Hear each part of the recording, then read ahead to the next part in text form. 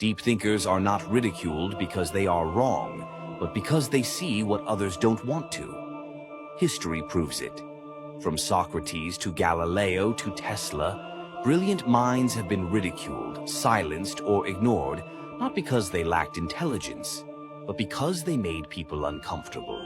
Schopenhauer, one of the most brutally honest philosophers, believed that intelligence itself was a curse, one that isolates those who see the world too clearly. But why does this happen? Why does society resist those who think differently? The answer lies deep within human psychology. Think about this. When you stand next to someone who is physically strong, you don't necessarily feel weak. You admire their strength. When you meet someone who is rich, you might envy them, but you don't feel personally attacked. But when you encounter someone who is intellectually superior, something strange happens. Psychologists call this the mirror effect. A deep thinker does not just introduce new ideas, they reflect back the limitations of those around them, and people don't forgive that easily. The mere presence of someone who thinks deeply can make others feel inadequate, even if the deep thinker says nothing at all. The mirror effect does not just reflect society's limitations, it highlights why society resists change in the first place. But the question remains, if intelligence is so threatening, is there scientific proof that people actually fear it? Modern neuroscience backs this up. Studies show that when people feel intellectually inferior, their brain's amygdala, the region responsible for fear and threat detection, becomes highly active. In simple terms, deep thinking is not just intimidating, it triggers a primal survival response similar to what we feel when facing danger. But why does intelligence activate the same fear circuits as a physical threat? This is why human brains are wired for social acceptance over intellectual pursuit. When someone highly intelligent enters a social setting, they unknowingly disrupt the tribal balance. Their presence challenges existing ideas, social norms, and group dynamics. This triggers the brain's defense mechanism, as if facing a potential enemy rather than just a deeper thinker. This is why many deep thinkers feel isolated, not because they lack social skills, but because their intelligence makes them stand out in a world that values fitting in over standing out. This explains why deep thinkers often find genuine conversations in private settings, but struggle to engage in large social environments. Psychologists have identified several cognitive biases that further explain why intelligence is often met with resistance. The Dunning-Kruger effect.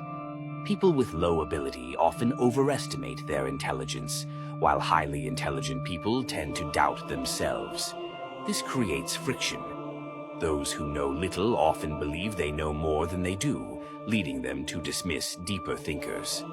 Status quo bias. The human brain prefers familiar ideas over new, complex truths. Intelligence often introduces disruptive thoughts which make people uncomfortable. The backfire effect. When people are confronted with information that contradicts their beliefs, they don't change their minds. They double down on their existing views. Deep thinkers often face this reaction when they introduce challenging ideas. In the digital age, social media has amplified this rejection of intelligence. Algorithms prioritize engagement over depth, meaning that controversial, emotionally charged content spreads faster than thoughtful, well-reasoned arguments. So, what does this mean for deep thinkers?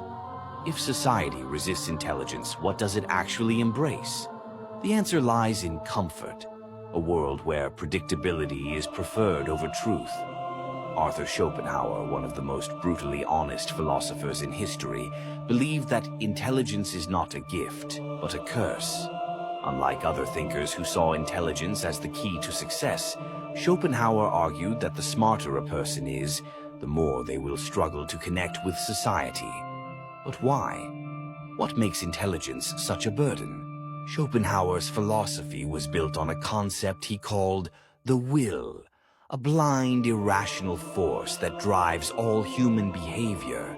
According to him, most people live their lives controlled by the will to live, meaning they seek pleasure, comfort, and survival above all else. However, highly intelligent people operate differently. Instead of blindly following instincts, they develop the will to truth, an insatiable desire to understand reality, even if it leads to discomfort. Regular people seek pleasure and avoid difficult truths. Deep thinkers seek truth, even if it leads to pain and isolation. Schopenhauer believed that the more a person understands human nature, the harder it is for them to relate to others. They see through lies and deception. Most social interactions involve small talk, status games, and polite dishonesty. And deep thinkers who value truth over appearance often struggle to participate in this. They recognize the futility of human desires. Schopenhauer saw desire and ambition as illusions. He believed that most people chase money, power, and relationships. But deep thinkers often question the very purpose of these pursuits. This makes them appear distant or indifferent to what excites the majority. Schopenhauer did not just diagnose the problem, he also offered solutions. He believed that while intelligence leads to loneliness, there are ways for deep thinkers to cope with their isolation. His teachings serve as a guide for modern deep thinkers struggling with social rejection. While intelligence may lead to loneliness, it also grants freedom, wisdom, and a deeper understanding of life. Society doesn't fear intelligence itself, but it fears what intelligence represents: change. Friedrich Nietzsche once said, "Every deep thinker is more afraid of being understood than of being misunderstood," and Einstein also once said, "If you can't explain it simply, you don't understand it well enough." If this video resonated with you, share your thoughts in the comment. Have you ever faced rejection for thinking deeply? Let's start a conversation, and if you want to explore more insights from history's greatest minds, hit that subscribe button.